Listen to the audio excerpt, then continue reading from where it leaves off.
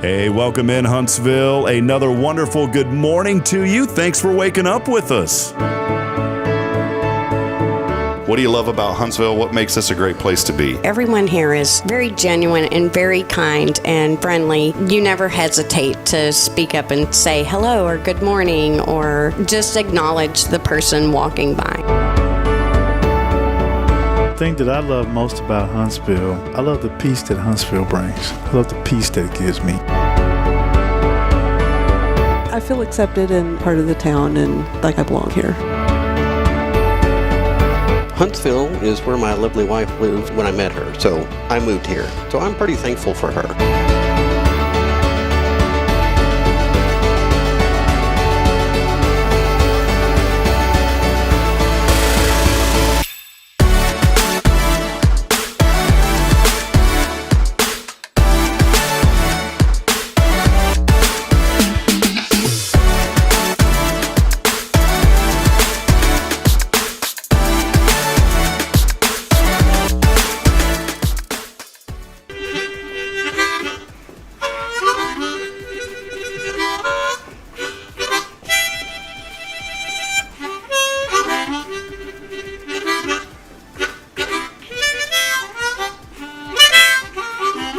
All right.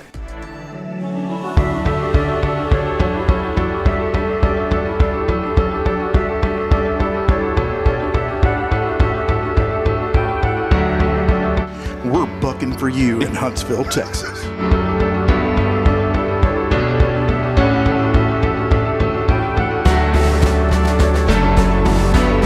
Hello, I'm Billy Coppin with Sam Houston Memorial Funeral Home. Hey, it's Kay Boning with Tomorrow's Pros Montessori Schools. Good morning, Huntsville. Good morning. Hey, I'm Karen. I'm Toy. And I'm Denise. And from all of us at Walker County Federal Credit Union, good morning, Huntsville.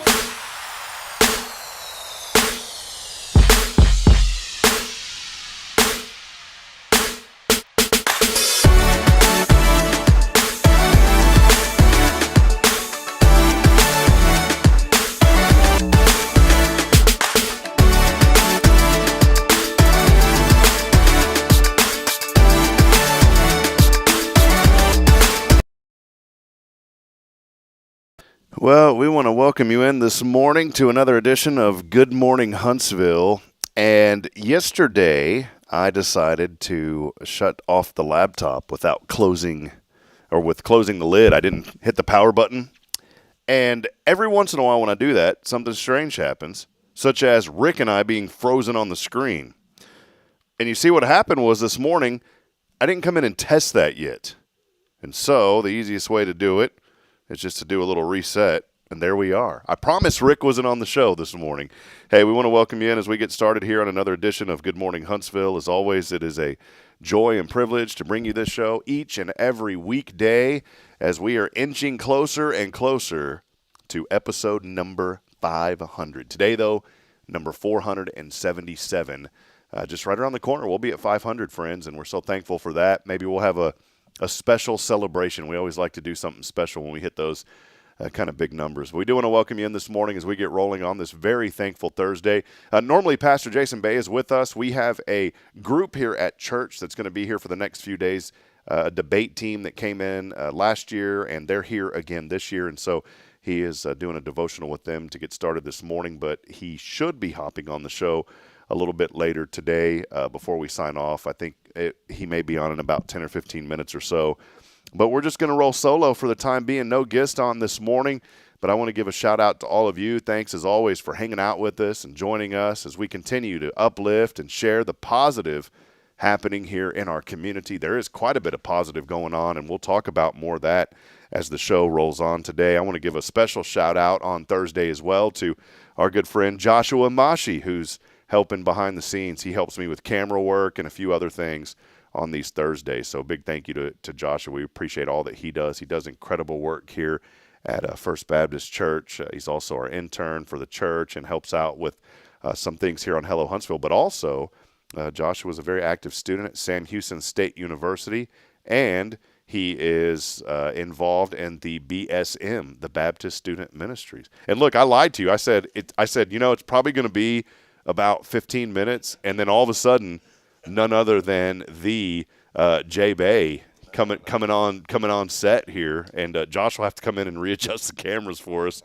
But Jason, good to see you, man. What's going on? It's going great. We got a group here this morning that from all over, and they're doing it's like a Christian debate league, and it's I think it's worldwide, but this is an area that comes together, and it's a great group of kids, and they asked me to do the morning devotional for them this morning. So I know it's an early morning for them because they've traveled in from different parts of the state, and they may have stayed the night in the hotels, obviously, but it's an early morning. Yeah, it's boy, it comes early after Wednesday Night Live. Yeah, I told you. you got me prepared for it, man. Whatever you said to help out, and I'm gonna tell you what, you know, I've been a little drained lately, but I've learned. What did we talk about last week? You know, I said the Lord revealed to me. Especially, you know, I've been taking classes online at ORU, and some of them have been really great. And it was, what are you sowing into? Mm-hmm. I like that. I said, man, am I going to keep sowing into being sick or sowing into being tired? And Catherine had asked me yesterday. She goes, "Oh, you feeling better?" And I was honest with her. I said, "I'm happy to be here. I really am. I love being here because it gives me energy." But I was honest with her. I said, "You know, my tank's running. I'm out of gas right now." Yeah. And she said, "Well, here, take a tube and siphon some from me." Yeah, for some of our senior adults around here, of course, we learn this every week, but last night was an additional reminder that some of our senior adults around here, we could take some energy from them because they're go-getters. Now, I won't show this on screen because she would never forgive me, but there's our friend yesterday, right there. Yeah. So we have Rob and I teach the kids on Wednesday nights. And we do it because we like to do it. Well, let me correct. Jason teaches the kids. I just kind of shadow right now. I'm learning. No, we do it together. and we always try to make it a lot of fun. And we have two helpers, and both of them are over 80 years old. And they get right in there. Last night we had to act out a skit. And we had to have an injured injured Jewish person laid on the ground for the story of the Good Samaritan that we were acting out for the kids. And one of our 87 looks like she's about 62. 87-year-old lady volunteered to be the one that lays on the ground and had to do it 3 times in a row because we have 3 different classes. I mean, she hit the floor hard and like. And I'm sitting there, and I said, I won't say her name because we ain't going to disclose who it is. You know, it's HIPAA laws here at the church. But I said, you're doing. I said, there's no way I can do that. And she looks at me, and she goes, "How old do you think I am?" And of course, you know me. I said, "Well, I think about 33." She goes, "Yeah, right. Good guess. Try again." I said, "Well, probably late 60s. She goes, "You're being too kind." And she said, "I'm 87. I know, she doesn't look it at all. And we have several. That's what I'm saying. When we get to the habit of wanting to complain, we just have to open our eyes and look around and see some of these others that put us to shame. There is only one thing. You know, there's always something everywhere you go, right? There's always that one thing that kind of that maybe bothers you a little bit. And I'm going to be transparent. I got the pastor here next to me. Here from First Bat, there's one thing about our church that's just always bothered me, Jason. What's that? There's some lying that goes on around here. The lying is this: that there are people who will tell you that they're in their upper 80s or lower 80s. They don't even look a day over it. I know it. And there's 2 ladies in particular now that have blatantly lied about their age. They are not in their 80s. One of them is a very sweet lady who's listening this morning. I know she is. She's going on 58. She says she's 82, but that's a lie. And then this lady last night who's going on 61, 87. So that's the only thing, Jason. So we're doing good over here, by the way. Of course, I'm joking. Yeah, I know. We need to be reminded of keep going. I think a lot in life is that there's a man that I look up to that he's one of our deacons here at our church, and he's in his upper 80s. And he's out there working every day. He's out in his garden planting things, doing whatever he needs to do, and he comes out and helps me whenever I need things done. And it just shows you that you got to just keep going. You just got to keep going. Keep doing what God called you to do. Keep going and don't quit. And I think if you keep going, this is a good inspiration this morning, Jason. I think if you keep going, you find your youth. And we have seen that time. My mother is getting close to 80, and she hasn't been in the best of health, but she told me, she said, son, I'm just going to keep going. Got to. And I have a special relationship with my mom, as most sons do. I know you and your mom do as well. And I just love my mom dearly. And I used to call my grandmother every day around my lunch break, and then I would call my mom in the evening. Well, my grandma passed away in 2021. I was very close to her and talked to her almost every day of my adult life. And so now that time has relegated to my mom. And so now my mom gets 2 phone calls a day. I'll talk to her at noon, usually around lunch. That's nice. And then I'll talk to her in the evening. And usually it's just a vent. She likes to listen to me vent. So there's not much venting at the lunchtime because I'm up here. But then in the evening when I'm tired and wore out after I've picked up the children, there's some venting that goes on that she likes to hear. So that's a good relationship, though. You need that with your mom. I'm a lot the same. I need to call my mom more often. She just lives right across the pasture from me, but sometimes we don't see each other as much as we should. Should open up the window. Mother! It's like that on The Wizard of Oz when Aunt Em is looking for Dorothy, and she goes, Dorothy! You just need to start doing that out the window, Jason. Exactly. See what happens. Check on her. Well, we do want to welcome you in. A lot of folks joining us this morning. Hey, do us a favor. Let us know you're out there. Whenever you like and share this broadcast, it really does make a huge difference. We've had several shows over the last 2 weeks now that have been well over 1,000 views, and it's just because of a simple share. There's so many new people moving into this community, into this area, and there's people who've been here their entire lives that don't even know that this show or our platform exists. And we're just letting it organically grow. We're not trying to force things to happen.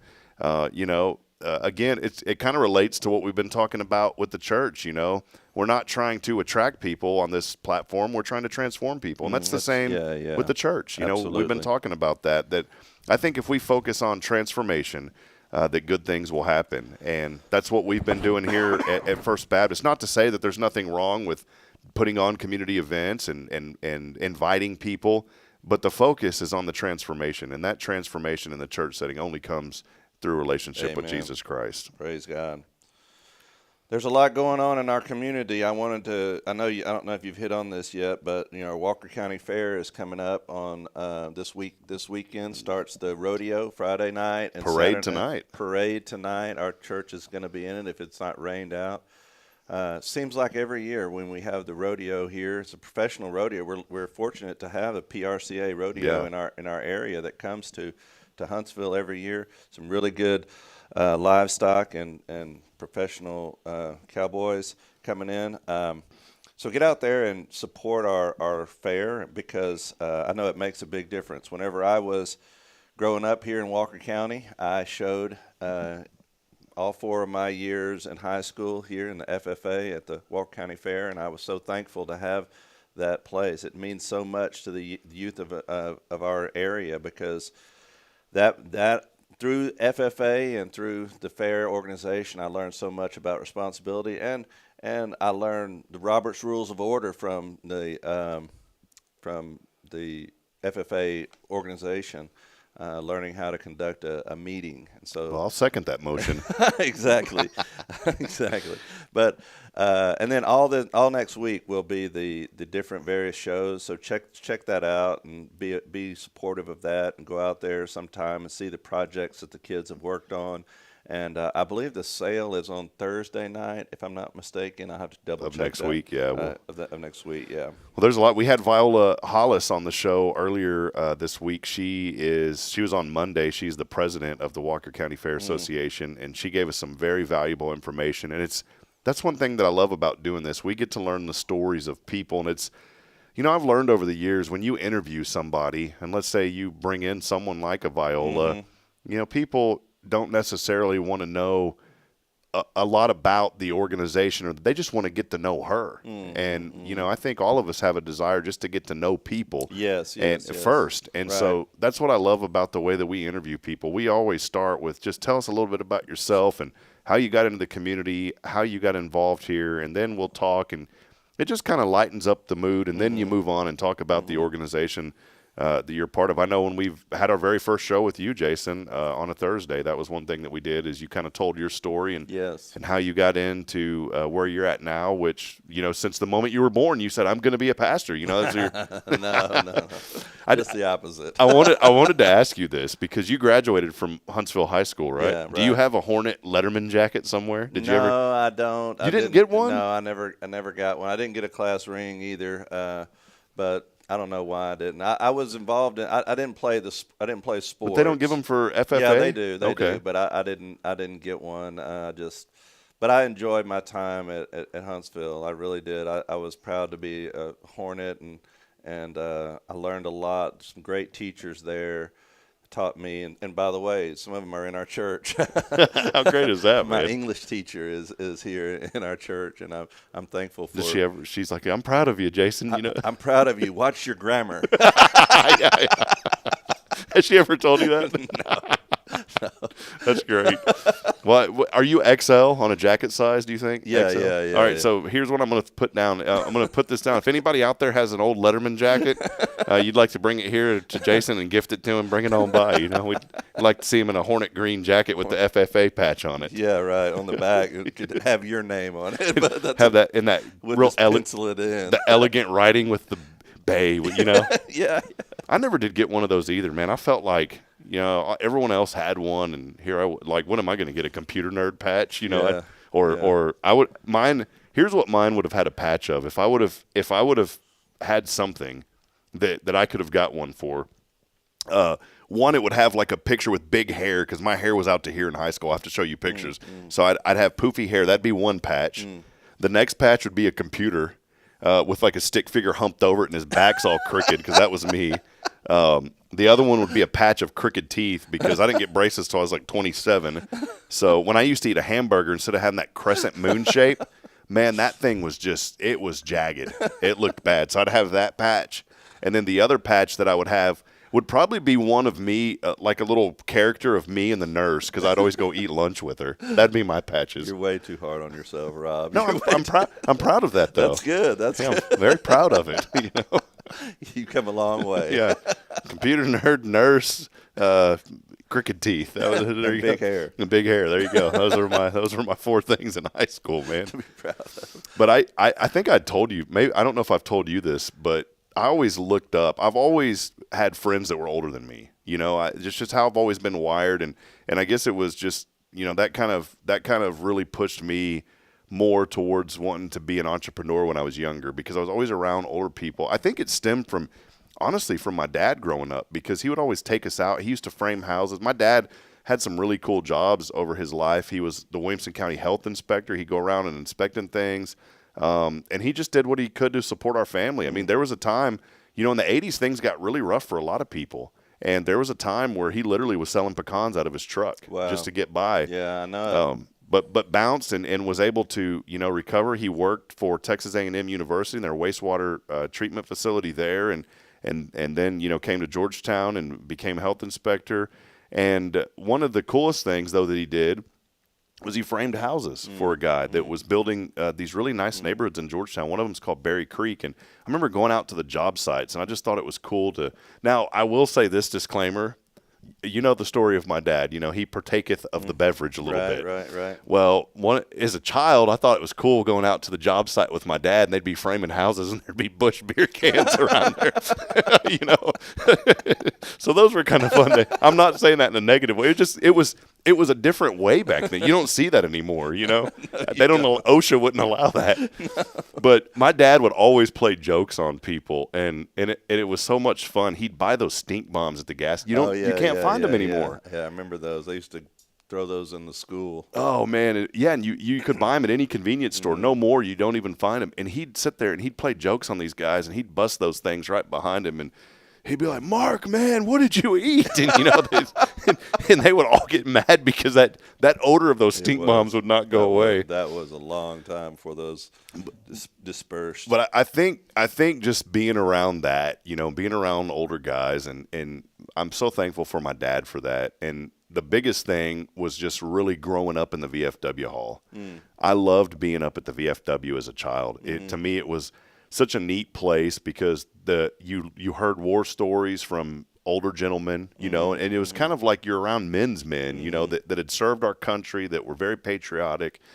A lot of them didn't like talking about it, so they would tell other stories.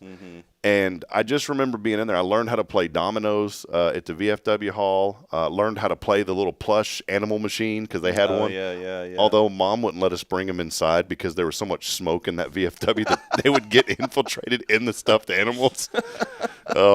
But and I think that developed a passion for me just to be around older people. And in high school, there was a guy, I'll never forget his name, Billy Clicata. And I got to know his little brother, Brandon, who is my brother-in-law's one of his best friends. It's kind of neat how all these connections work. But I was a sophomore. Billy was a senior. And I'll never forget, I didn't have anybody to hang out with. I never really talked to anybody, you know, that I went to school with. And one day, Billy was just we called it posted up on the wall. You know, in the commons was the cafeteria area. There's that old orange brick. Now, it wasn't TDCJ beautiful brick like we have here. It was just old orange brick. Yeah. And there was that wall, and the wall over in the commons was sunken in. So you'd have to walk down into the cafeteria area, but you could see everything from that wall. Well, Billy would always be posted up on that wall, and he'd have his foot. He would, you know, one foot on the ground, the other foot would be up with his knee bent. Yeah. And I walked by. He's like, "Hey, come over here, man." And he was just really friendly. And I never figured out if he was like a skater or what he was. He was just kind of a chill guy, you know. And then some other guys started coming over there. One of them's named David. I remember David would hang out with us. Before long, there was 3 or 4 guys, and they just embraced me. They weren't up to no bad. They weren't trying to, you know, initiate me into anything. Yeah. They were just friendly guys that you would walk by and think these guys aren't friendly. Well, they ended up being really friendly, and that's another message is don't judge people by the look because these guys embraced me, and they made me feel like I was part of something special. And I hung out with them before lunch, before school every morning. That's what we did. We posted up on the wall. Yeah. And that wall, when you'd walk by, there'd be black on the wall from our shoes, you know. I bet they love that. And the long story short, just kind of, you know, tagging on was those interactions, you know, everything that we do and the environment that we're in ultimately leads to something. And so you got to think about this morning, what are you surrounding yourself with? Are you surrounding yourself with good, wholesome people who are encouraging you and lifting you up? Because I've always said if you're not lifting somebody up, whether you know it or not, you're letting them down. And being around these guys, they just lifted me up, and that inspired me to get into business and met Brian Jameson, who became a really good friend of mine, and Brian connected me to David Wolf, and, you know, the rest is history, how all that works. And I'm just thankful for that, you know. Well, what you described, even going back, talking about your dad in the VFW and growing up in that environment, and then also your school environment. You know, everybody, no matter who you are, everybody has a need for community. And we find those communities in different places, but one of the best places to find that, obviously, is in church. This is what we believe. And, I mean, everybody has a desire for community, and that's why God made us for community. You know, God made us to desire, to want to have fellowship with one another. And so there's that natural desire when we're made, and we're going to find that somewhere. We're going to join a social club. We're going to join we're going to go to a bar. You know, we're going to hang out at different places because we need that social interaction. And to me and to you, we find that in such an exponential growth of that aspect in church. I want to read this passage of Scripture real quick. This is what we've been studying. We've been talking about kingdom culture in our church. God created the church, the first church, when the Holy Spirit came down and the church was initiated. That was the church, the ecclesia, the called out ones there. That was the beginning of it. Now think about all of our preconceived notions of what church is today. Just me mentioning church on here probably gives some people that are listening viewership drop. Just you have in your mind what church is. We all do this, you know, from our childhood or from nostalgic times or from bad times, you know, something we experienced that was negative in the church. We all have these preconceived notions of what church is. But in order to get an accurate view and strip down those traditions and all those man-made things, we need to really go back to the Scripture. And this is what the very first church, this is what it says about them. Now all who believed were together and had all things in common. They sold their possessions and goods and divided them among all as anyone had need. So continually, daily, with one accord in the temple and breaking bread from house to house, they ate their food with gladness and simplicity of heart, praising God and having favor with all the people. And the Lord added to the church daily those who were being saved. This is the definition. I mean, this is the first time when we look at and when the idea of church is mentioned right here in Acts. And it was very simple. It was people coming together in community, sharing needs with one another, doing life with one another, having meals with one another, praying for one another, and praising God. Yeah, I think there's such a heavy, and I'm not saying this to knock anyone anywhere because we all have ways that we engage. Yeah, but there's no perfect denomination. No, there's this, it's almost like you feel like there's this urgency that you've got to have this and you've got to do this and you've got to do, no, just community, just bring people together and allow the Holy Spirit to work. Amen. And He will. And you know, one of the things that I've de-emphasized here is our denominational distinctives, you know, even everything that makes everybody distinct and divides them up. When really what we ought to do is major in the majors, you know, focus on the things where in the Scripture that draw people to unity and draw people to Christ. In our day and time and the environment that we live in, the way the church is in America today, we need that. We need unity of the believers, people coming together and having all things in common. There was something yesterday, and you know, you unintentionally put me on the spot because I was thinking about this, and I'm horrible at remembering things. But there was a verse in Philippians that I was reading yesterday during our staff chapel about, you know, how we're called to come together. And I think, you know, in life, we need to focus on the things that bring us together. Yes. And maybe this morning there's something that's been conflicting in your life that's separating you. I joked around, but it was the truth. There was an issue back in the day of, you know, my dad and uncle. And I've talked about it, and my dad wouldn't mind me sharing it because they reconciled, but it was over a transmission. What is that? Think about what's the transmission in your life right now that you need to get rid of and bring unity back. Speaking of which, this is a perfect opportunity to plug our friends at Henson Ford up in Madisonville.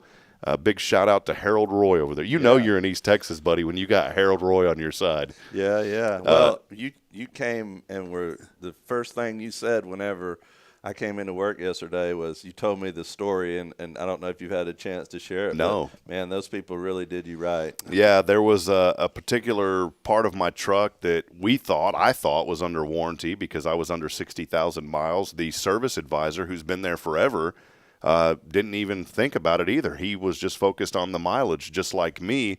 Turns out that it was actually 6 years instead of the warranty was only 5 years. Well, my truck's 6 years old. He had already promised me we're going to replace that, and it wasn't a little small thing. It was pretty substantial. Part of the transmission. And he called me back, and I got this estimate. And I said, whoa, wait a minute, man. He goes, I know. He said, I know. I told you. And he goes, I'm a man of my word, and our business is we are honest with people, and if we tell them what we're telling them, we're going to do what we tell them. He goes, we're going to eat the cost on this. Wow.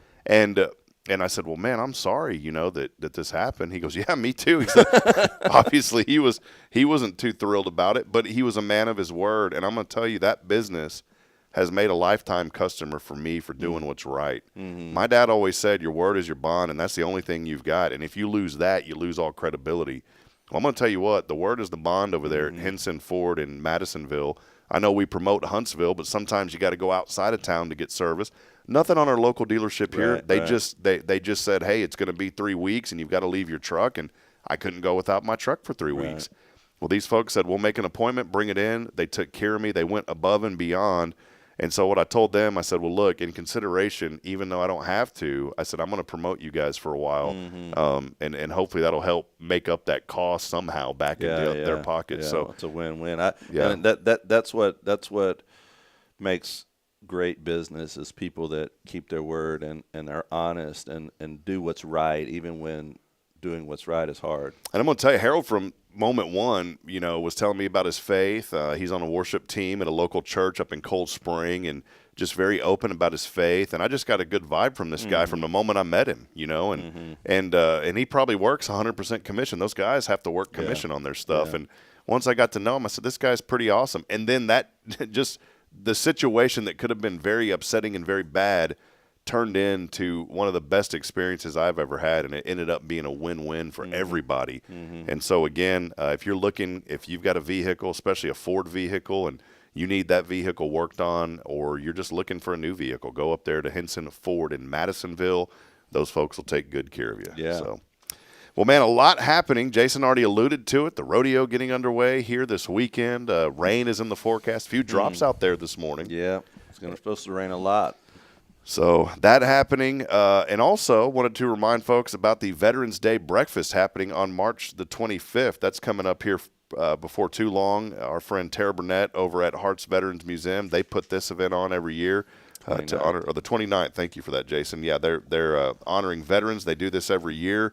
And we want to encourage you to go to the Hart's Veterans Museum for more information. Vietnam veterans, this is a Vietnam veteran dinner, by the way, for Veterans Day, Vietnam Veterans Day. The Vietnam vets will eat for free. But if you would like to attend, you don't have to be a veteran. You do not have to be one. You can attend, but those tickets are $45 each, or $350 for a table. This is a great way to help out Hart's Veterans Museum and also honor our veterans here in Huntsville. Yeah, what a great organization. They pass them by there every time. I think about the people that work in there and the memories that they keep alive, the stories that they keep alive, and there's so many great stories in that museum.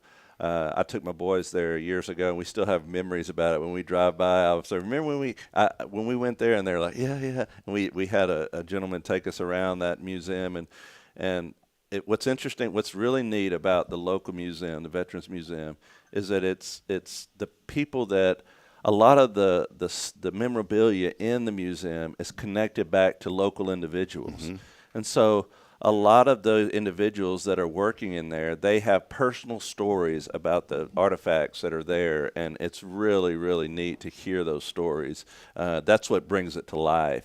It's not just looking at the stuff, and it's hearing the stories that are behind the stuff. When my dad had passed last year, Tara Burnett reached out to me, and she is just so wonderful. I love this community because of the compassion that everybody has for people. And if you're one of those that, well, I don't sense that, well, you're just not looking. You're not getting off your couch, because it is everywhere here in Huntsville. It really is. And you don't have to be on a show to get that compassion. I've seen it from people at the store. Just the other day, I was at HEB, and there was a lady that needed help, and 3 or 4 people came and helped her.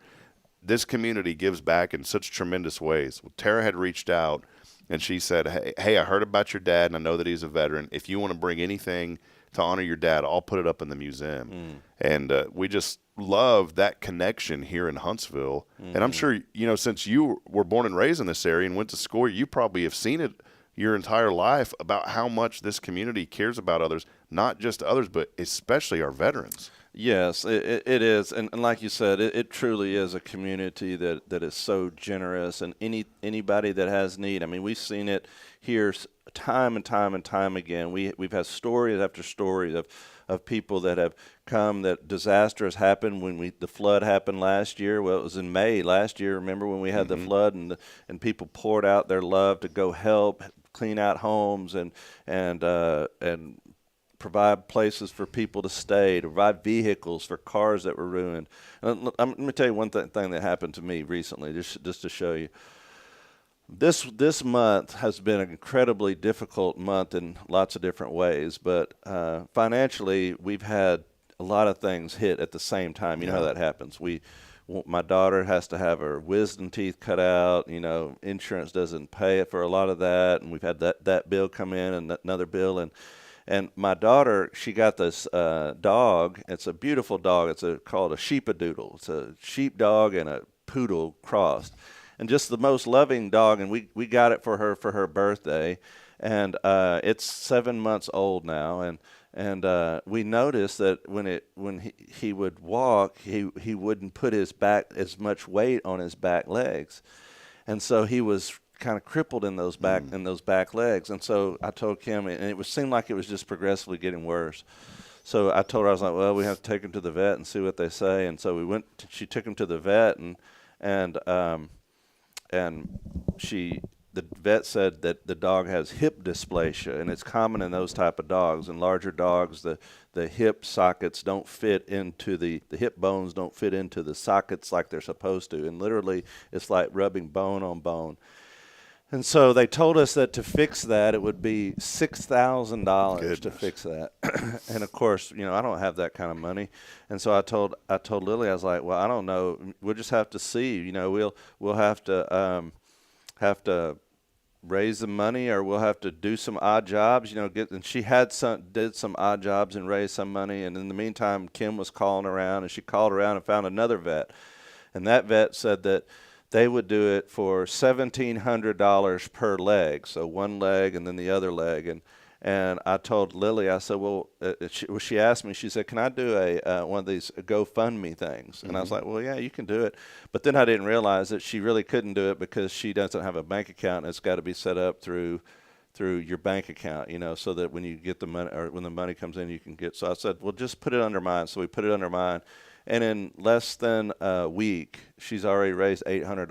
Wow. And it just shows you how the giving people are in the community. I was just blown away. I mean, I didn't know that people would help like that, especially for a dog, and there's so many other needs. Yeah. But it's just the love of the community, that always willing to give back. And that was just my personal experience. But this veterans this Vietnam Veterans Day dinner and things like that is so much more important than a dog, but it's everything has value, and I think that our community is just one of a kind in its generosity. There's a lot here at First that many people don't realize, and one of them is we have a group called the First Stitchers. These women are incredible. They love to quilt and sew, and they do such a wonderful job. And I think it's important in a church to have something for everyone. I know that we talk about we want to transform people, not attract people, but you do have to have things that people want to get involved in.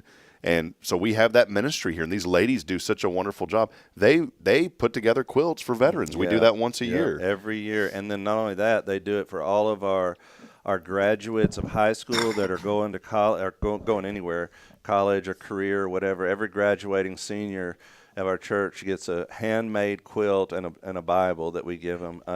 But they not only do that, they do it for cancer patients that if they hear about somebody in the church that's going through treatments, they'll make them a handmade quilt. But they're such giving women. But it just shows you, no matter what your talent is and what your ability is, generosity is not defined by how much money you have in the bank. Nope, not at all. It's how you give of yourself, give of your time, give of your talent.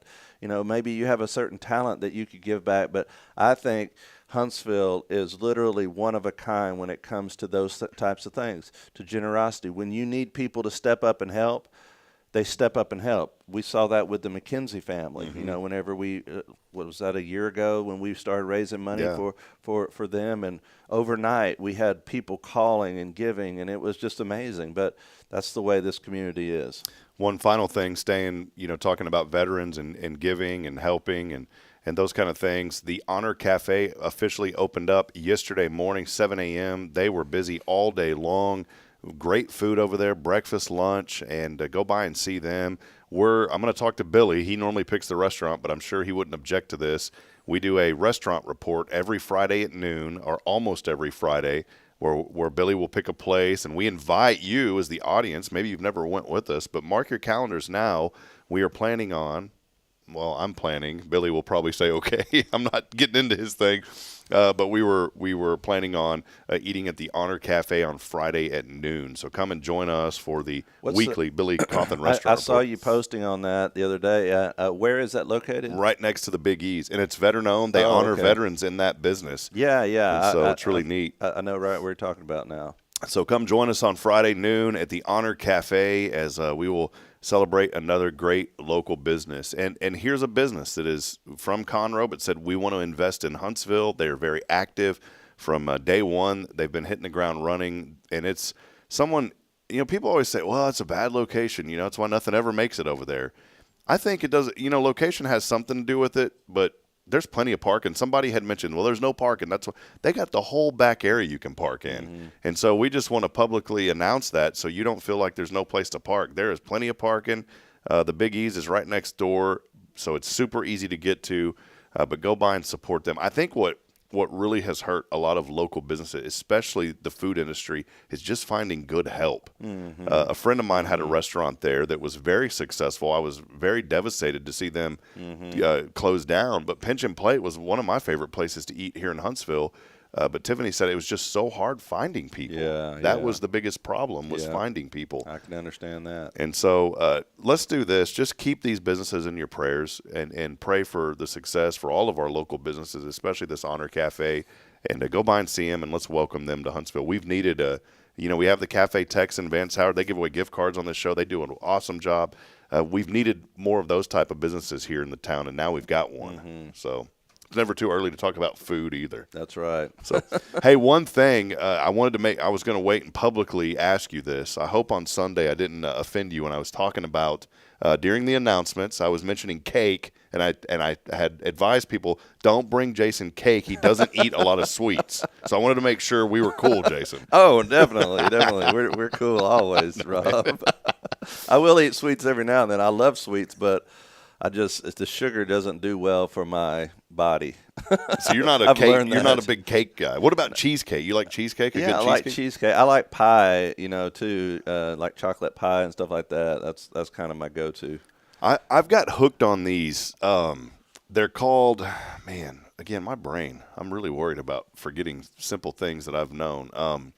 There's a type of, it's not the bubbly. You got me interested in this. Oh, when you were talking about the is it bubbly? It's poppy or something like that. Yes. Yeah, I bought that the other day because I did that article on it. We saw it the other day, and I didn't realize they're like $1.50 a piece. Well, the sodas that I looked at Kroger. Yeah. I've just got turned on. I love HEB. We always went there, but I just got turned on to Kroger lately. And it's just convenient for us being on that side of town. It's super easy to get in and out of. Especially with that bridge gone. Yeah, it's gone, the old Smither Bridge.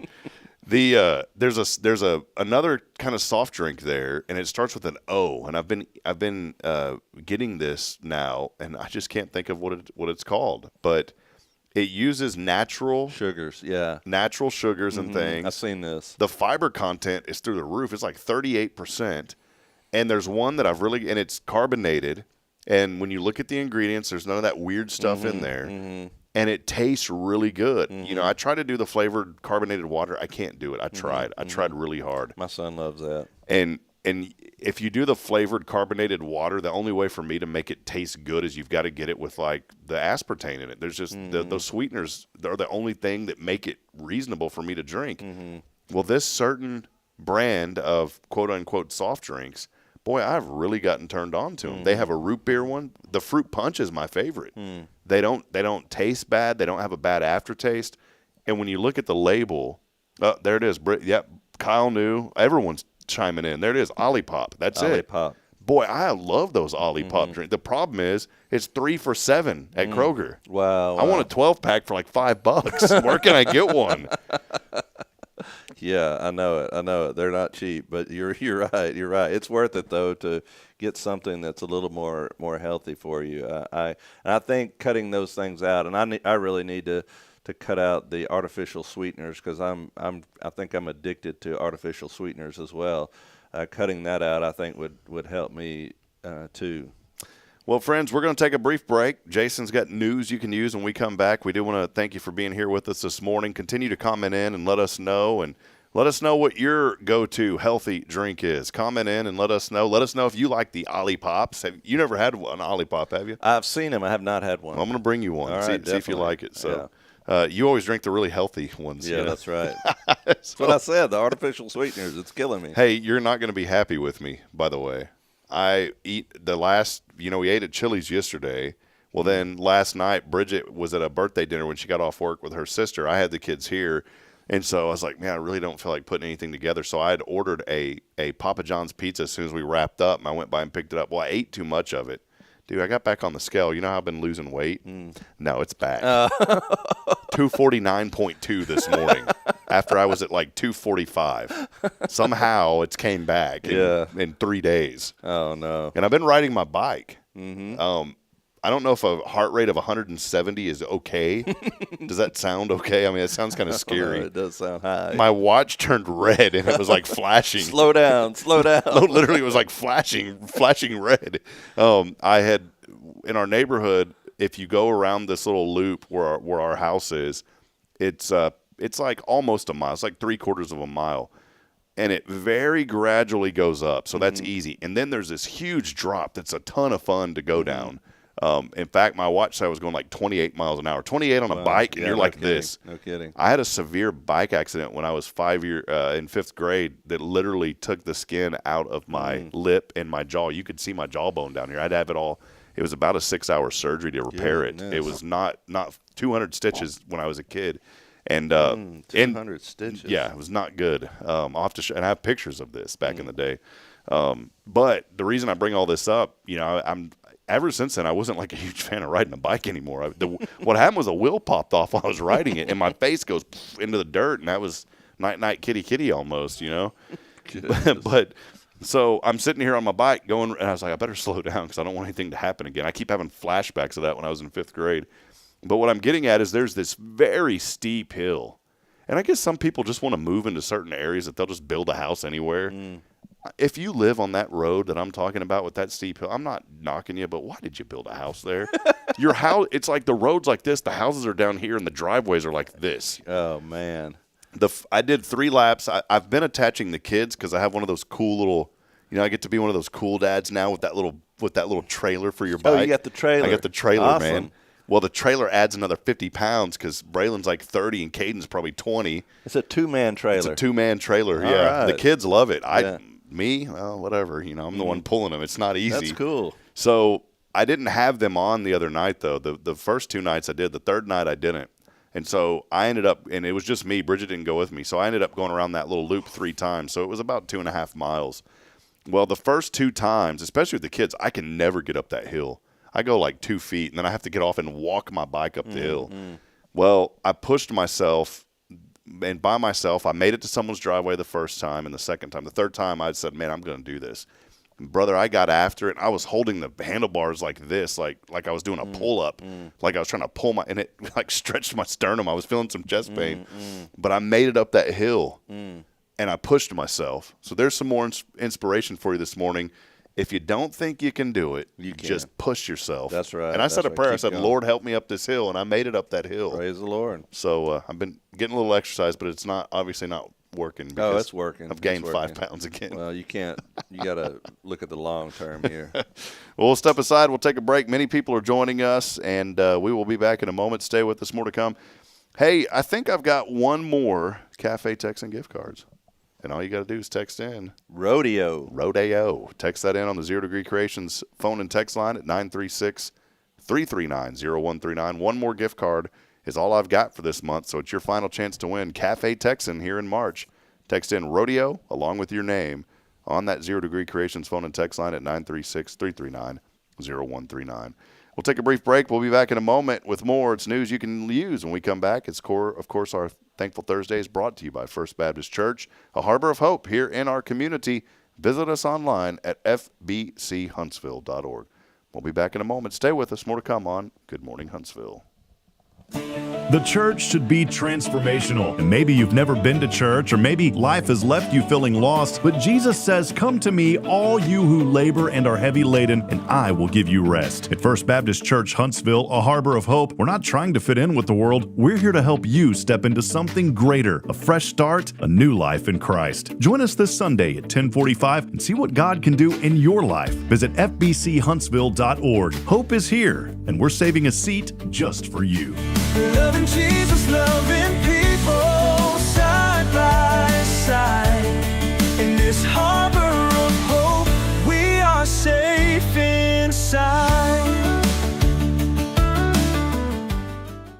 Look Looking for the perfect office space? Drive success with premier office spaces in Huntsville at Huntsville Executive Office Suites. Raven Property Management has moved in and we're on site ready to give you a tour at 2503 Lake Road. Whether you're a startup, small business, or an established company, our Class A offices provide the professional environment you need to thrive. Flexible leases, modern amenities, and a prime location. This is where business gets done. Execute your success today. Visit HuntsvilleWorkspace.com to schedule your tour. Hey, I'm Denise Olivas, Business Account Specialist at Walker County Federal Credit Union, and our business is helping you take care of your business. In addition to personal accounts, Walker County Federal Credit Union also offers business accounts and business lending for commercial customers. We're devoted to taking care of the needs of our individual members and helping our business members with their financial success too. Call us today and find out how easy it is to work with Walker County Federal Credit Union. Member NCUA. Hi, I'm Billy Cawthon, manager of Sam Houston Memorial Funeral Home. We know times of loss are tough, and you need a place to feel comfortable and cared for. At Sam Houston Memorial Funeral Home, we pride ourselves on being with you during those really tough days. You can rest assured that we will be on your side and by your side every step of the way. Thank you for your trust. Sam Houston Memorial Funeral Home, supporting families every day, every step.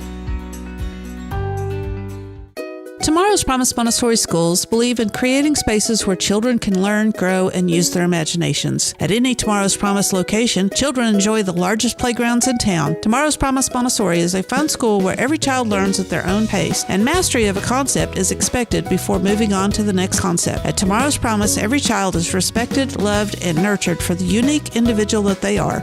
Tomorrow's Promise Academy on Veterans Memorial now open. Visit tomorrowspromise.info for more information. Education you can trust. This is Guardian Defense in Huntsville, Texas, a trusted family-owned and operated gun store and range in the heart of East Texas.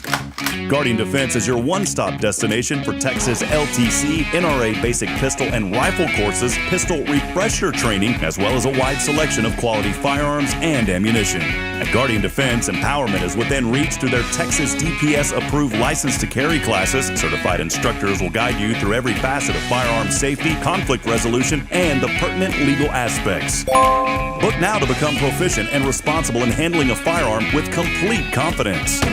For the eager learners, the fundamentals of pistol and rifle usage await discovery in their comprehensive 8-hour NRA basic courses.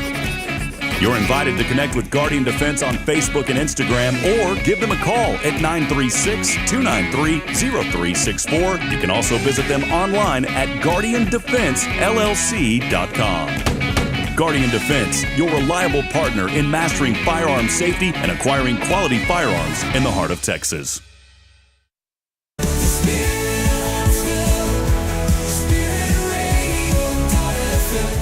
This is KHSP LP, Huntsville, Texas, the spirit of Huntsville.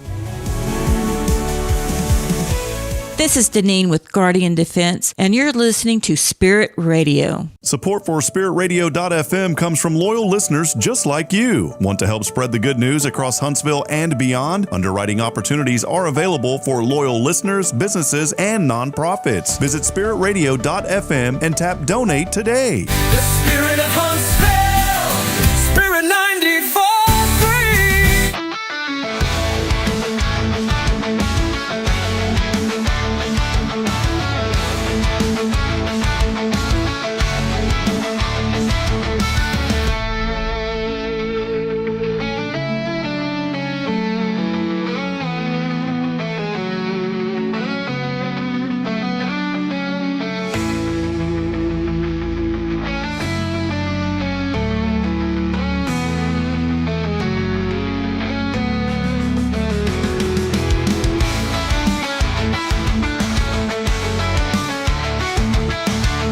Friends, back as we continue on this journey here this morning. Thanks for joining us on another edition of Good Morning Huntsville. 65 degrees, rainy, 70% today, 70% tonight, 63. How about 100% tomorrow? 75 degrees and a high. That's your weather update. Rain will move out Saturday night, increasing clouds, but the rain will be gone after Saturday. So, wet weekend on the way. Let's shift gears real quick. It's time for the Jason Bay News You breaking news. Coming at you live. Thank you, Rob. Thank you, Rob. I appreciate that very energetic intro. I felt like I was from the WWE, man. I love that. You need to embrace that even more. Well, we do have some news you can use, some things that can bring up discussion in your home or workplace. Lots of things going on in our world. We always try to stay away from the most covered stories, and we like to kind of go page 2 a lot of times. But we talked about this a couple of weeks ago. You actually said that you had I think it was a family friend that went on a cruise that somebody Pirates came? Yeah. So this is becoming a thing now, and this actually is on Fox News. And the title of the article is Cruise Passenger Allegedly Warned to Turn Off Lights as Ship Sails Seas Known for Piracy Threats. And a lady that was on one of these cruises reported and recorded them saying this. It said, "We will be operating at a heightened level of security alertness during this period," a woman said over the intercom. "During hours of darkness, only essential open deck lights will be on to reduce the ship's external lighting. We also suggest you turn off your stateroom lights and close the curtains in your stateroom, bedroom, or bathroom," the cruise worker said. So this is something that obviously is catching the attention of a lot of people, not just, I mean, you actually heard that tell me that again. A friend of mine named Kendall Boyd, she was on a cruise ship, and I don't know if she realized what she was taking pictures of. She put it on Facebook, and everyone commented, like, those are pirates, because she goes, this boat pulled up next to us while we were on our cruise, and then all of a sudden these guys started popping out the bottom of the boat. I'm like, yeah, that's absolutely 100% pirates. Yeah, so this is something that's catching on and is making headlines now. So I'm sure it'll be something that not only the cruise managers will be keeping an eye on, but that really is check this out. Oh yeah. Here, let me. I can't share this tab, so I'm going to do a little work around here. But check this out. I'm going to show this now. If you're on Spirit Radio, of course, you're not going to be able to see this, but check this out. This is what she encountered. She took that picture. Yeah. Yeah, this is from her. I mean, this is her picture. And what if those guys would have had guns? I mean, look at this. I know it. So they're all right. There they are going away. I mean, that she took this picture. Can you believe? And look at all of the people on the boat. They're just standing there like, "Hey, what's going on, guys?" Yeah, really. I mean, how dangerous is that? Yeah. So obviously, these cruise lines are now taking precautions about this, but I'm sure the Coast Guard will also be alerted to it. And I'm sure the Gulf of Mexico or Gulf of America is not. Yeah, you better get it right. Probably not a big target. There's lots of other places that are more susceptible to that kind of thing. Have you ever went on a cruise? Yes, I did for my honeymoon. We went on a cruise to Key West, Grand Cayman, and Cozumel. We had a great time. It was beautiful. We stayed in a cabin that had a balcony on it. We had a great time, but that's the last one that I've been on, and that's over 20 years ago. Yeah. Well, once you're empty nesters, and then go again. Yeah. I reported last week that they just said with the opening of that new cruise terminal in Galveston this year, that Galveston is going to be one of the most populated cruise terminals in all of the world and the United States. I think it's like number 3 in the United States, behind a couple in Florida. But yeah, so they're really putting a lot of money into that. Those cruises leaving out of Galveston now, and a lot bigger ships are coming through Galveston. Used to, we'd get the ones that were like older that would come out there, but now there's a lot of newer and bigger ships are coming through Galveston. Your gut tells you to do something. FOMO, fear of missing out, always you got to be careful with that. But my gut told me right after COVID to invest heavily. And I didn't have much. When I say heavily, I mean like $200, to invest, though, as much as I could into cruise lines because their stocks tanked from $60 a share down to like $2 a share. Well, guess what happens? All of those stocks went way back up, and I wish I would have put money into it. Yeah, after COVID, that probably bottomed out, huh? Yeah. I mean, it did, big time, and now they've all rebounded. So, speaking of our rodeo, a few weeks ago, they had the Houston Livestock Show and Rodeo, and I don't know if you heard about this, but on the way back after the rodeo was over, they were moving some steers from the livestock show to Dallas, or north of Dallas. They were transporting these about 50 steers towards Dallas, and they got out on 45. Did you hear about this? No. Yeah, they over 24 of them escaped, and they were running around on the freeway out there. They had to get the sheriff's department out there to help load them back up, and they got all the cattle loaded up, and they reported. They came on the news, and they reported that they had gotten all the cattle back on the trailer. Well, when they got to the place where they were unloading them, they realized that they still have one missing. Oh, no. Where was this at again? On 45. Wow. Yeah. So, I mean, I would have hated to have been on the 45 that day. No telling how much backup there was. Who let the cows out? Moo, moo, moo, moo, moo. Yes, absolutely. All right. Another thing, you know how your one technology leads to another technology, right? Yes, sir. Remember all the NASA stuff that was going on, and then we benefited with even like the remote control is an example of a NASA technology that was implemented in the everyday. Velcro, another big one. Yes, Velcro. Tang. Yeah, Tang. The orange juice. Yeah. Okay. Well, there's a brand new one, and it has to do with your phone. Okay. Because the phone, over the time, one of the things that they've developed in making the phone, the smartphone, is thinner and thinner pieces of glass that are stronger and stronger. So the article in the Wall Street Journal this week says a piece of glass thinner than a credit card could solve America's $25 billion energy problem. And so they're using the technology in the iPhone or the whatever. Probably Android. Probably Android. But they're using the technology that they develop to make sturdy glass in the phone to now implement that in homes. It's the brand new technology is just now coming out that these are going to be so energy efficient.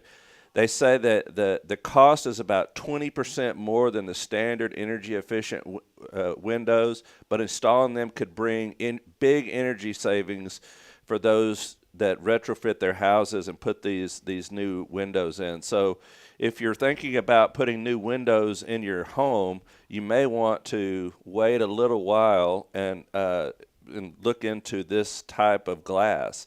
Because this type of glass, which is called Gorilla Glass. That's the ones they put in the phone. Yep. Is the type of glass that they're making currently to make new windows for homes that are going to be almost just as efficient as the insulated wall. Wow. There's only one group of people that are not happy about this. Who's that? The energy companies. That's right. Well, they'll just go up on the prices. That's all. They're still going to get their money. Yeah. Right. We need to figure out how to get into the energy business, man. Good night. No joke. The traditional glass is called soda lime glass. It's made with floating molten glass on top of molten tin, which is a cheap and effective process but leaves microscopic flaws.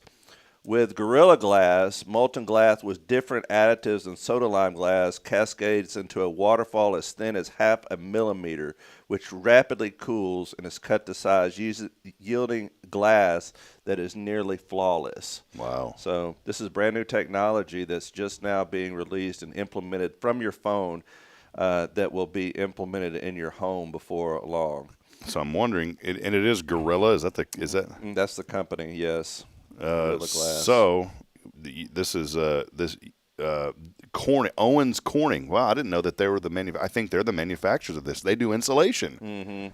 So there you go. There's your new section of Good Morning Huntsville. Your stock picks for the morning. Financial opinion only. Do not take anything that I say. Yes. Maybe time to invest in Corning, ticker GLW. All right, Rob, have you ever played softball before? Yep. You played softball like in a church league or ball's something? Ball's not soft either. That thing's huge and it hurts. It's hard to throw, too. Yes. Yes, we used to play softball. We used to have a church league here and by the way, it brings a lot of things to mind, but we used to play all the time over at Josie Field. And we would play there and different churches, and we had the best time playing softball out there. But in Tennessee, this college softball pitcher recorded the fastest college softball pitch in history. She pitched, her name was Carolyn Pickens, and she's from the Tennessee, and she threw a pitch at 78 miles per hour in the sixth inning, which is the fastest ever recorded in a college softball game. And them girls can throw. Have you seen them when they do that wind up, that whoosh? I don't understand how that doesn't just tear their shoulder completely up, throwing it like that. Yeah, I had the privilege of calling when I had my sports. We still have it. We just don't do a whole lot like we used to, but we used to produce a lot of sporting events, and word got out about what we were doing, and the NCAA Division III called us for a softball tournament down in Louisiana. We produced that softball tournament years ago. And it was, I think they were down to like it wasn't the main tournament. It was for one of the conferences, and we produced for it. Mm-hmm. And we were there for 3 days straight doing games. There was no cover for us, and I didn't think to wear sunscreen, and I came out there looking like a tomato.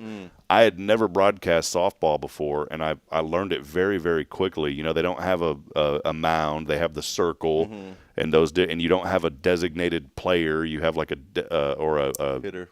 Designated hitter. You have a designated player. So there's different terminology, but it's pretty much the same. Yeah. I enjoyed it, though, Jason, because it's very fast. Softball's very fast-paced. Yeah, it is. My wife played softball. She really loved softball growing up, and she can throw the ball. I mean, we get out there and play with the kids sometimes, softball or baseball, and she's one of the best players we have in our family, so better than me probably.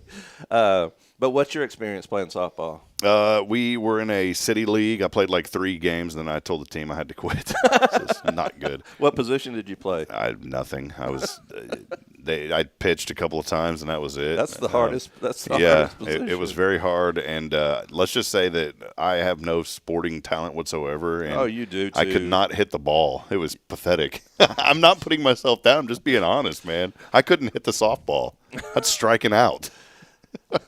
But it was fun. Yeah, softball's fun. And by the way, today is opening day for baseball. Yeah, I saw Charlotte over at Tomorrow's Promise at the Academy where we take our children. She was wearing her Houston Astros shirt today. Yeah. Today is opening day. Yes, so sir. It's a big day for a lot of people.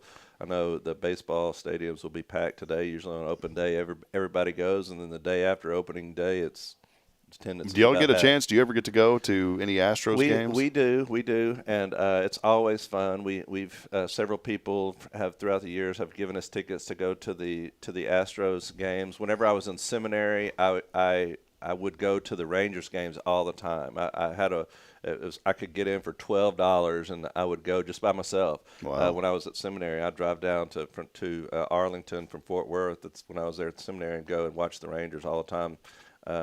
But I like to watch baseball. It's a slow-paced sport, and it's one of those that you can just kind of relax. And sometimes if you have a big family like mine, it's hard to keep all the kids entertained. But they do a pretty good job in at these different facilities of making it entertaining throughout. I was imagining you when you said you went by yourself. Now, I know you didn't have any adult beverage, but I can imagine you wearing one of those hats with the straws. And you've got like Dr. Pepper in it and a big hot dog. Was that you? I'm just kidding, man. That would have been me. that would have been me if I had a whole bunch of money, because one hot dog is probably like $10. It's like, hey, it's the price of the ticket. Yeah, we have to sit out in the parking lot and eat grilled cheese sandwiches. It's funny you mentioned that. Back in the day when I had my IT company, we had bought we leased a van, and it ended up being normally leases aren't a good idea. And we leased the van. It was a good deal, and we were able to buy it outright at the end of the lease, and we ended up paying about the same price. It was a really good deal for us. But I had one of those Econoline vans, and it was a work van, so it didn't have any windows in it, and the inside of it was completely empty. And we built a workbench in there, and we do mobile computer repairs sometime out of that van. It was really neat. Well, I had the bright idea when the Cowboys had opened up the AT&T Stadium, at the time Cowboy Stadium. we went, and we couldn't afford to get in, but we could because the parking was $80 just to park. And so we brought a big, and this was before the flat panels got light. So we had this old plasma flat panel, and I brought that plasma flat panel, and we had chairs, and we literally drove all the way there to tailgate. We just drove the van, parked it there in the parking lot. We had a bunch of hot dogs, ton of sodas, my buddy Justin and I, and one of them little grills, little portable grill. Yeah. And we just cooked hot dogs and ate them and watched the game on the TV when the stadium was right across the street. Hey, that's saving money, brother. I'm right there with you. It was fun, though, yeah. All right, this is another article from People Magazine I thought was pretty interesting. The title of the article says, "A teen got a free school laptop but didn't know it was watching him. What it captured changed everything." And this is 2010. Blake Robbins was a 15-year-old high school sophomore in Pennsylvania when he, along with 2,000 other students, were given school-issued laptop computers to use at home.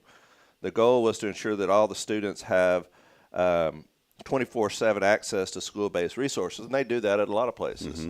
Robbins' life was soon upended when he got called down to the principal's office at Harrington High School and accused of selling drugs. School officials cited a photograph taken in his bedroom from the webcam on his school-issued laptop as supposed proof. It turned out that the drugs that Robbins was handling were Mike and Ike candy. And so now they're making a 4-part docuseries on this on Amazon that's going to be released. It's called Spy High. But what happened was, I thought about this. I thought, that school should be sued for that. Well, they were. So Good. yeah. But what ended up happening is the district said that they installed a tracking program on these computers to prevent theft. And what the tracking program would do is it would take photos every 15 minutes, and they were used to find lost or stolen computers. It was used 42 times during the 2009-2010 school year, and over 56,000 webcam images were captured through the laptops issued to the students. The Robbins family settled this case for $610,000. So, but I wonder, this is one school district that got this software. There's tons of others. That's that what have I was done going to it. say. How many other school districts, because the company can't survive just selling their software to one school district. So how many other school districts use a software similar to that? And the incompetence of the people, I'm just going to be honest, that is pure incompetence of the people, whoever voted this to allow it to happen. Somebody somewhere had to say, yes, we support this. And here's my charge. If you, and we have great leaders here in Huntsville, if you want to run for public office to make a difference. And whenever stuff comes across the table, read into it. Don't just vote yes because everyone else is voting yes. Right. And we do a great job. Our leaders here in Huntsville do. But I've seen some areas where I know of one person that just wanted to be on, in the town I grew up in, just wanted to have his name on the board, of all the new buildings. And I asked him, I was like, do you ever read through? Well, I don't read through all of it. Well, read through it because this kind of stuff is what's in the papers that you don't know what's going on. Yep. And I know a lot of people, a lot of people on that camera on the back of the put tape over it and stuff. Put tape over it. I used to make fun Bubble of gum them to do it, but I guess it's smart to do because I guess there's really no way of knowing whether it's recording or not. I think, does it have a light or something on there that comes Some on? of them. See, Geek Squad got in trouble with this, and I'm not, saying this to sabotage Geek Squad, but they got in trouble for it when I had my IT company because we heard the story that that one of the technology guys at one of the Geek Squad computer repair places, he was purposely installing spyware on computers he would work on, and he was taking pictures with the camera. He got in obviously a ton of trouble, as he should have. Yeah.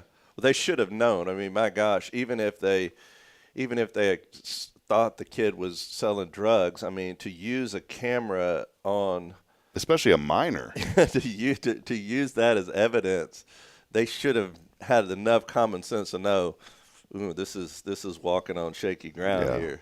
I think that there's going to be more, even though this was 14 years ago, that there's going to be more that's going to come out of this. Yeah, well, there's a whole new docuseries coming out on Amazon about it, and which bring a lot more attention to the issue, I'm sure. Texas Monthly has an article, and the title of the article is, "Can You Buy Yourself a Longer Life?" I've heard about this. There's a growing trend in medicine, and it's a scary, scary trend in my estimation. And the growing trend is concierge medicine. Have you heard of this? Mm-mm. It's basically the medicine specifically tailored to those that have enough money to afford it. And you can pay extra. You pay for these clinics, and there's an Austin-based health optimization chain that plans a national rollout as interest in the industry, and they're trying to define themselves. But basically, what it is there's a whole article on this in Texas Monthly this month. But it's about this idea of concierge medical clinics focused on preventing problems before they occur in people that can afford it. If you pay money, you go to these clinics and they help you. It's already around, but it's a shame that we have to divide people and their access to medicine based on how much money they have. Yeah, I'm not a fan of that, and I especially will absolutely not be a fan of it if insurance ever gets involved. Boy, that would be devastating. Well. And I sent you a video of this. This is from People Magazine. This is a video that went viral over this past week. And the title of the article is "Brutal Brawl Between Alligator and Crocodile Caught on Video at Florida's Everglades National Park." Video footage taken in Florida shows the alligator and crocodile hissing and snapping at each other on a crowded park sidewalk. So I know, Rob, that you've always been interested in if a crocodile and an alligator went at it head-to-head, which one would win? Which one do you think? Well, let's find out. All right, hit it. Why don't you give us a little play-by-play here? Which one's the alligator and the crocodile? The crocodile is the one that's standing more upright, not the one that's up on its feet. The crocodile also has a more pointed snout. The one on its belly is the alligator. Okay. So that's how you tell the difference between an alligator and a crocodile. See, the crocodile is the more aggressive one right now. So the alligator's on the belly, the crocodile's up top. And you can see that the alligator is kind of slithers around on its belly more, and the crocodile stands more upright on its feet, like that. Wow. Yeah. So you see them going at it. I mean, they're really. I mean, there's a lot of pressure in those bites, and they're biting each other on the mouth. Oh, look at that! No, he got a little injury there. Yeah. Watch him. Does he get him? And he keeps going, and you see the alligator now is retreating into the into the pond that's behind those shrubs. There you go. There you go. Yeah. So I couldn't give you play-by-play on that. Man, you were doing a great job last night, though, in our play-by-play on the Good Samaritan. I loved it. Here on FBC Live, coming at you. News you can use. Yeah, definitely. So that's crazy, though. If you ever want to know who would win between an alligator and a crocodile, I mean, there's living proof right there. The crocodile runs the alligator off, and I think if you look at the video, the reason why the crocodile really wins is because he's more mobile. He can get around. He's a little bit. I never knew that. So the crocodile is more upright. The alligator kind of slithers a little more on its belly. It's a low rider. Yeah, it's a low rider. Low rider. Okay. Definitely. So there you go. There's some news you can use on this 27th of March. There you go. Jason Bay and the official. You're not going to get it anywhere else. News you can use. Absolutely. What do we have next week? Stay tuned in. All right, for more. We'll take a brief break. We're going to call our winner. Thank you, Jason. Always an entertaining segment. I love the news you can use because it kind of gives us some updates on some things. Definitely. From page number 2. We'll step aside. We'll take a break. Hey, final opportunity to text in keyword rodeo to win those cafe texts and gift cards. Text it in to 936-339-0139. We'll be back in a moment. Stay with us. This is Good Morning Huntsville. The church should be transformational. The church should be transformational. And maybe you've never been to church, or maybe life has left you feeling lost, but Jesus says, "Come to me, all you who labor and are heavy laden, and I will give you rest." At First Baptist Church, Huntsville, a harbor of hope, we're not trying to fit in with the world. We're here to help you step into something greater, a fresh start, a new life in Christ. Join us this Sunday at 10:45 and see what God can do in your life. Visit fbchuntsville.org. Hope is here, and we're saving a seat just for you. Loving Jesus, loving people side by side. In this harbor of hope, we are safe inside. Big news, Huntsville. The grand opening of Huntsville Executive Office Suites is happening Wednesday, March 27th, starting at 4 p.m. Join us at 2503 Lake Road for an evening of celebration with great food, live music, and entertainment for the whole family. Tour our premier office spaces, meet the team, and see why Huntsville Executive Office Suites is the perfect place for your business to thrive. Don't miss this exciting event. Bring your friends and family, and let's celebrate together. Visit HuntsvilleWorkspace.com for more details. We'll see you March 27th at 4 p.m. This is Guardian Defense in Huntsville, Texas, a trusted, family-owned and operated gun store and range in the heart of East Texas. Guardian Defense is your one-stop destination for Texas LTC, NRA basic pistol and rifle courses, pistol refresher training, as well as a wide selection of quality firearms and ammunition. At Guardian Defense, empowerment is within reach through their Texas DPS-approved license to carry classes. Certified instructors will guide you through every facet of firearm safety, conflict resolution, and the pertinent legal aspects. Book now to become proficient and responsible in handling a firearm with complete confidence. For the eager learners, the fundamentals of pistol and rifle usage await discovery in their comprehensive 8-hour NRA basic courses. You're invited to connect with Guardian Defense on Facebook and Instagram, or give them a call at 936-293-0364. You can also visit them online at guardiandefensellc.com. Guardian Defense, your reliable partner in mastering firearm safety and acquiring quality firearms in the heart of Texas.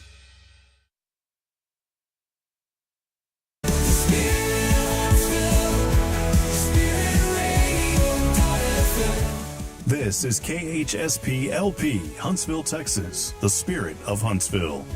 Support for SpiritRadio.fm comes from loyal listeners just like you. Want to help spread the good news across Huntsville and beyond? Underwriting opportunities are available for loyal listeners, businesses, and nonprofits. Visit SpiritRadio.fm and tap Donate today. Spirit of Huntsville, Spirit 94.3.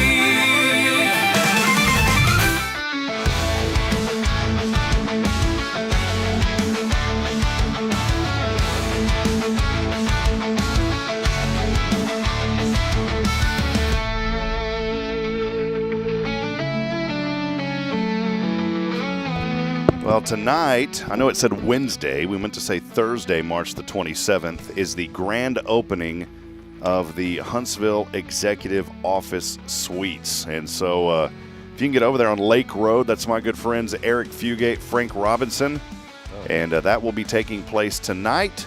Again, the grand opening for the all-new Huntsville Executive Office Suites. There's going to be fun for the whole family.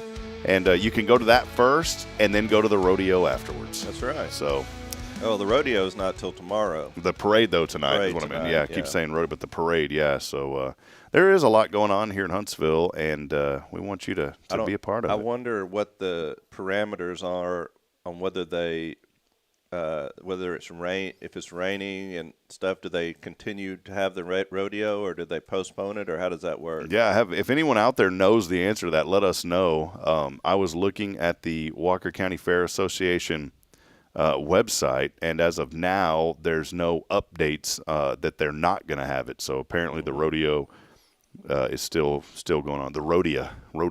You're going down to the rodeo.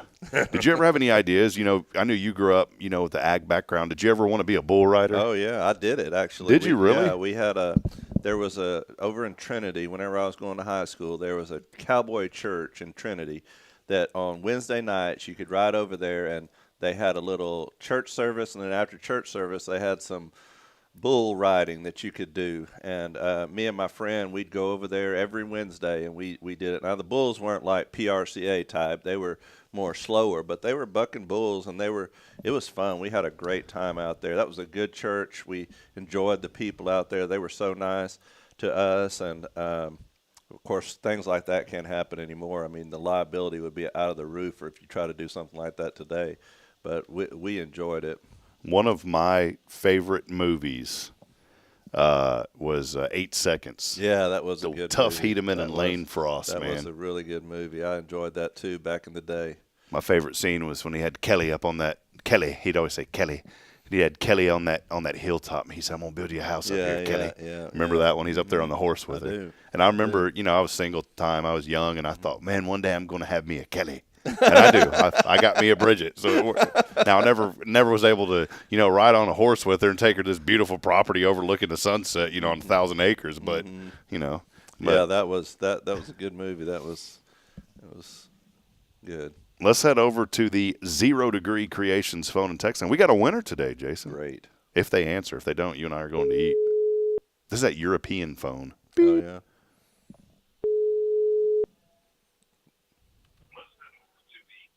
Hello? Yeah, this is John McMurtry here from Huntsville Farm Company. How are you? Fine. Listen, I'm just kidding. It's your friends from Good Morning Huntsville. You couldn't stick with it, Rob. You couldn't stick with it. She hung up on me. Uh-oh, hold on. See, you deserve that.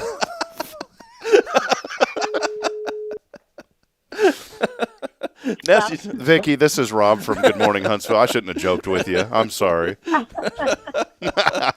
I was going to mention you. You don't have time for that, do you? You don't have time for that. No.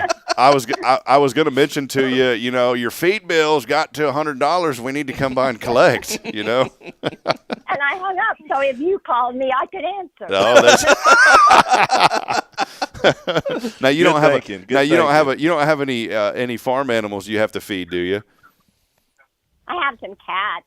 Okay. Oh, there you go. So see, we should have said your cat feed bill has gone up. So yeah. Right. Well, hey, Miss Vicki, we have a Cafe Texan gift card for you today. Didn't you win one recently, or you won something else? I did. I won one. It's awesome. I take my family and friends. So you already used the other one then? No, we're using it tomorrow. Well, guess what? Now you got another one, so you're going to be able to take all of them. Yeah, you can put them together and take me and Rob with you. Yeah. Pastor and I are ready to go, Vicki. So we'll come by today and grab it. Then we'll be here till 3:00. We won't be here tomorrow, so from 9 a.m. to 3 p.m. today, we'll have that ready for you. Okay, Vicki? Okay, thanks. Hey, well, have a good day. Real quick, Brother Jason's got a question for you. What's one thing you're thankful for about living here in Huntsville? Oh, I'm thankful for the nice community and all my family and friends and my church and Praise the God. great memories that's been here. What church you go to? First United Methodist. Awesome. All right. Good, I know good. I'm really good friends with Bridget Maloney, who's over there. So, yeah, it's wonderful. Praise the Lord. I worked there for 27 years. Oh, wow. Oh, amen. Hey, get the word out for us about the National Day of Prayer over there. We're all the churches are coming together for the National Day of Prayer. It's very important. We all come together and pray. So we want to see y'all there. Yeah, amen. Okay. All right, Miss Vicki. Hey, we love you and congratulations. And Cafe Texan coming your way today. All right. Thank you. Have a great day. You too. Bye-bye. Bye. That's great. Love that. Yeah. I love people that just in this community that are active and energetic and that have paid their feed bills. Praise the Lord. She really did hang up on you.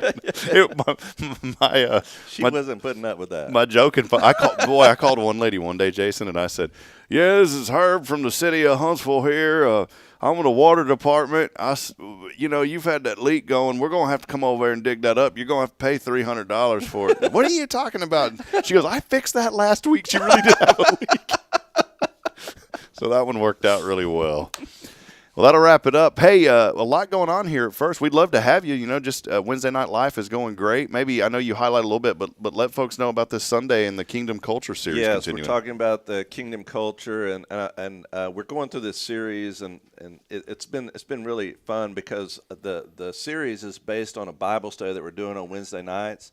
So the scriptures that are given to me ahead of time, so they go along with what we're doing on Wednesdays. So I prepare the sermon based on the scriptures that I have for that week, And this week, I'm really excited about it because it's talking about as Christ grows the church and how he interacted with people. You know, the interruptions in life become the essence of ministry.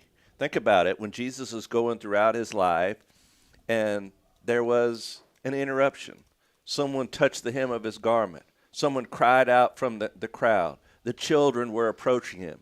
It was the interruptions in life that became the access to do ministry. Mm-hmm. Now think about that, how it applies to our lives. We look at the interruptions as just that, interruptions. But maybe the interruptions in life are the opportunities to really do ministry. Maybe ministry is not what we plan. Maybe ministry is what happens along the way. Maybe ministry is like when Jesus is going from here one town to the next, and he has to go through Samaria, meets the woman at the well, the interruptions. Mm-hmm.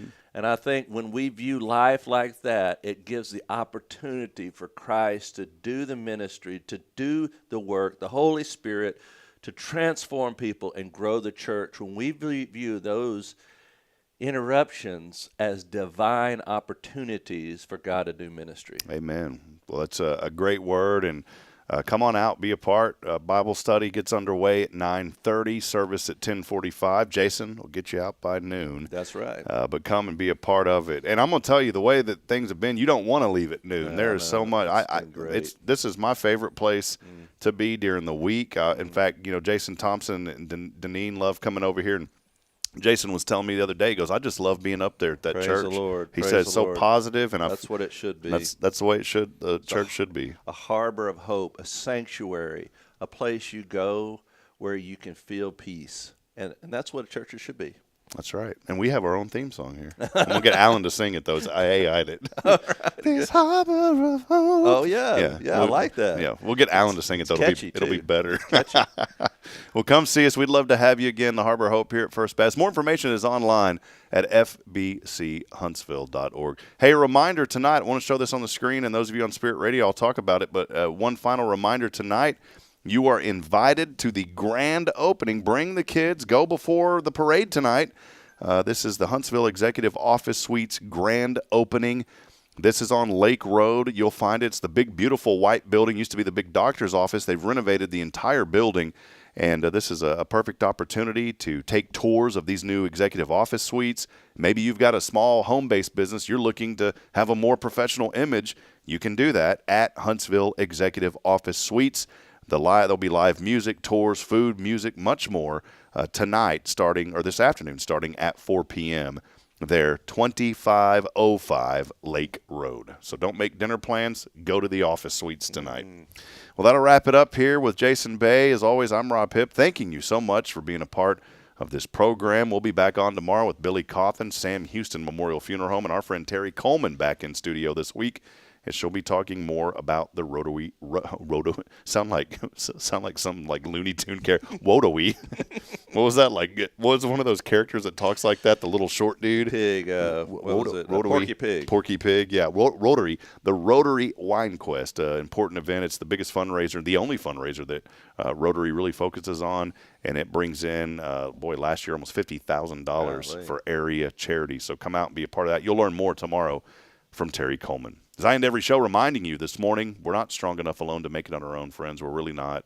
Please provide a word of encouragement. Lend a hand to support somebody out there I guarantee needs you today. We'll see you at it tomorrow, 7:30. Good morning, Huntsville, and God bless. Thank you, Jason. God bless you.